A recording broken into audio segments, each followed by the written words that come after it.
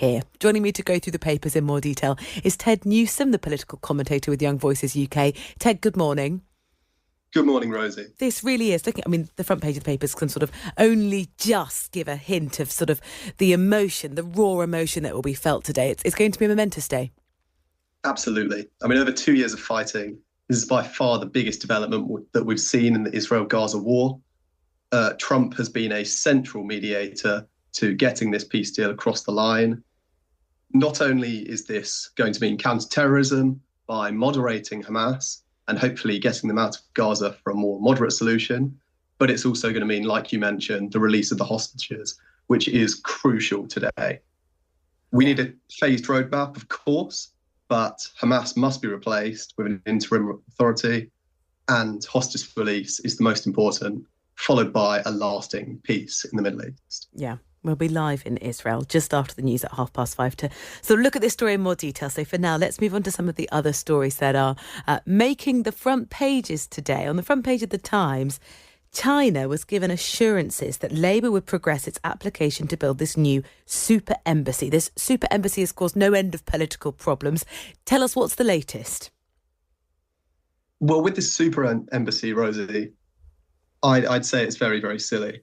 After 2020, Huawei scandal, intel on the embassy threat that's been ignored from the government, cover-up of the spy allegations, my verdict is that the government is essentially appeasing China for not handing over the national security risks that China may have posed to the CPS.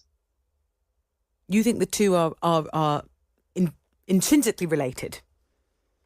I absolutely do. And while we are seeing progress with the super embassy, I'd be quite disappointed from a bystander's point of view because of everything we've seen that's been going on so far this week. Well, no final decision has been made. The government said last night the final decision on plans for that embassy, it's quite near the Tower of London, was going to be made next Tuesday. MPs are saying, look, improving it risks further emboldening Beijing. It sounds as though, Ted, you agree with those MPs. I would agree with them, absolutely. I mean, the blame game goes on. It's very complicated to work out exactly what went wrong in the trial of Chris Cash and Christopher Berry. Of course, both of those deny wrongdoing, formally declared not guilty. What is your sense of what happened here with the collapse of this case? Well, my personal opinion is that they have been trying to appease China for a while now. They've been trying to sell the British public that China is not a hostile state that could potentially be spying on Western democracies, when demonstratively that's not true. Earlier this week, all of these spy allegations, which the two deny, I must admit, have come out. The Labour government has been accused of potentially covering it up, which is what I personally believe. And let's be honest, China does have a history around spying. Like I mentioned earlier, the 2020 Huawei spying scandal has kind of highlighted where Chinese intelligence could be used. I think that bit isn't necessarily up for dispute. It's politically what went wrong in the architecture, which is why this case collapsed. And whether it's the previous government or the current government who are, or maybe a combination of the both, who are responsible for why that took place. You can read more about that inside the Times today.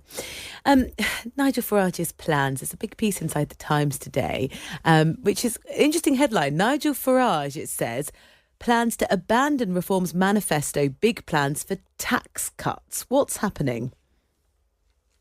Well, the party leader he's announcing a focus on fiscal responsibility by cutting government spending, but doing it before he essentially cuts tax.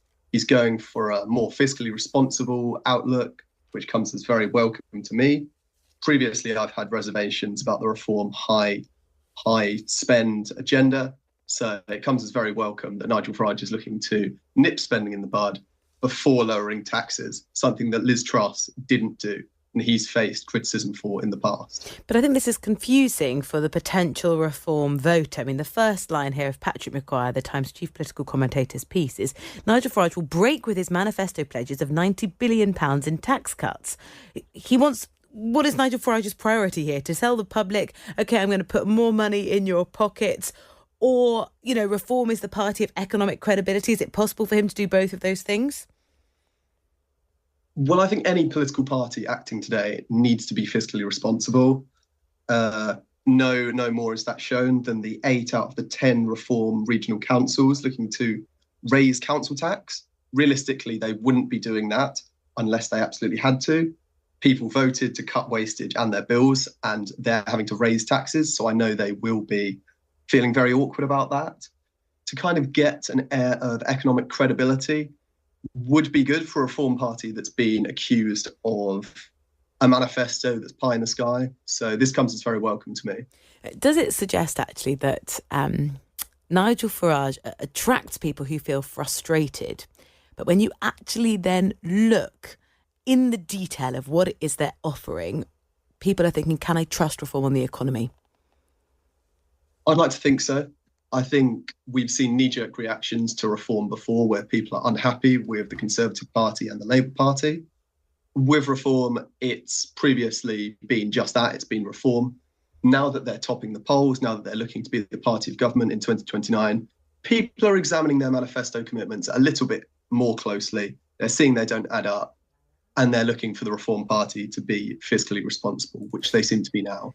Interestingly, in Patrick's piece, he says some opinion polls suggest that the Conservatives lead reform when you're asked specifically which party you trust the most on the economy. So, that could be good news for Kemi Badenoch, who's riding, I think, a little bit higher than she is this time rather than a fortnight ago before her party conference. But there we go.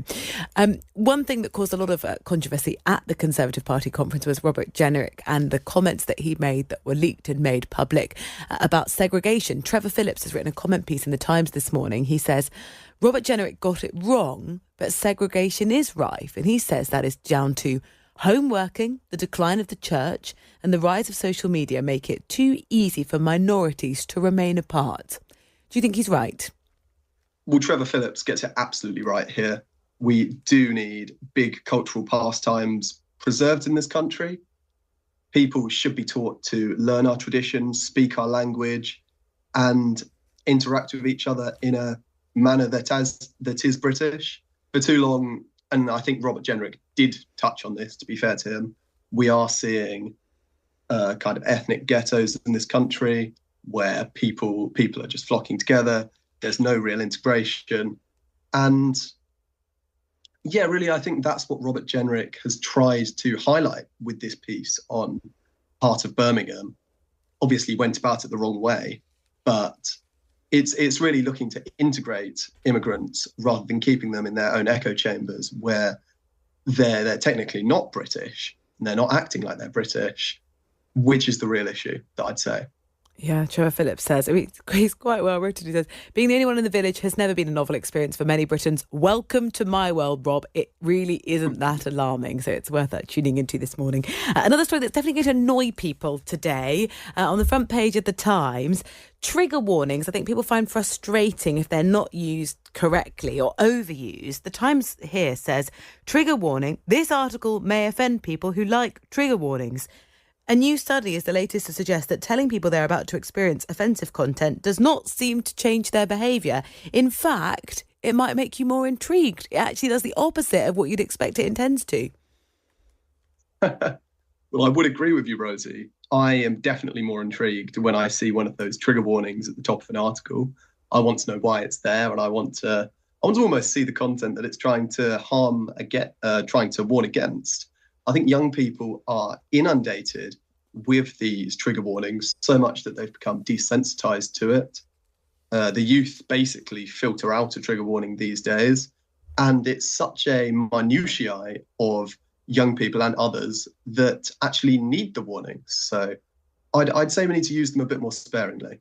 If you came across one on sort of, let's say, Instagram, sometimes it's blurred and it's got that eye with a line over and it says, warning, sensitive content. What's your reaction? Is it you want to click on or scroll away? See, I let curiosity get the better of me. I'm always a click-oner. Yeah, so you're one of those. It makes you more intrigued, actually. Maybe something you wouldn't have watched the full video beforehand. That sort of completely defeats the point of what a trigger warning is. The kind of graphic stuff you see online is, particularly on Twitter, I really actually try to spend as much time off that as possible. Final thing, if you're doing any home renovations, you may have to ask for quite a lot of permission if you live in Snows Hill in the Cotswolds. The headline here is painting your door. You'll need permission in the Bridget Jones village. That is, of course, where one of the scenes was set in Bridget Jones. It seems a lot, doesn't it? If you want to paint your front door, you have to get planning permission, but that's the rule. Well, really, it does highlight the prohibitive nature of our planning regulations. Getting planning permission to put up a new gate, to install a patio, I mean, it's a bit excessive. I think it's an indication of our flawed planning system. We're not making it easy for people to renovate. We are an aspirational nation, so to stop people from putting stuff that they want into their home, to keep the character of the natural area, I think that can easily go too far. And while it should be said that this is a beautiful village in the middle of the Cotswolds, is this a bit too prohibitive? My view is yes. I think lots of people have been putting in UPVC windows on historic buildings, so it is ever so slightly tainting the charm of the beauty of the Cotswolds. But there you go. Always a tension in working out what you let people do and then where the council need to intervene. Thank you very much for your time. Ted Newson, the political commentator with Young Voices UK, going through the papers.